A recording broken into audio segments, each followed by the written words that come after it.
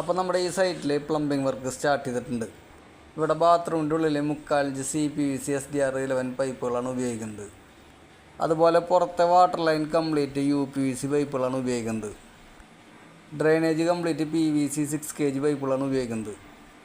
അതുപോലെ ഡ്രെയിനേജിന് ഉപയോഗിക്കുന്ന ബെൻഡുകളെല്ലാം short ബെൻഡുകളാണ്. Short ബെൻഡിനെ moulding bend എന്നും പറയാറുണ്ട്. ഷോർട്ട് ബെൻഡുകൾ ഉപയോഗിക്കുമ്പോൾ ജസ്റ്റ് ഒന്ന് ശ്രദ്ധിക്കുക, കറക്റ്റ് 90 ആണോ എന്നുള്ളത് നോക്കേണ്ടതാണ്. ഇവിടെ വന്നിട്ടുള്ള എല്ലാ ഷോർട്ട് ബെൻഡിനും ചെറിയൊരു പ്രശ്നമുണ്ട്. 4 ഇഞ്ചിനാണ് ഏറ്റവും കൂടുതൽ പ്രശ്നം വന്നിട്ടുള്ളത്. ബെൻഡുകളെല്ലാം തന്നെ നല്ല ഫിനിഷിങ്ങുള്ള ബെൻഡുകളാണ്.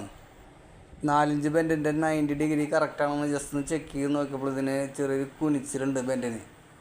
അതായത് വെർട്ടിക്കൽ ഇറങ്ങിയിട്ടുള്ള പൈപ്പിൽ ഈ ബെൻഡ് കണക്ട് ചെയ്ത് കഴിഞ്ഞാൽ ബെൻഡിൻ്റെ ഔട്ട് പോകുന്ന പൈപ്പ് ഹൈറ്റ് കൂടിയിട്ടാണ് നിൽക്കുക.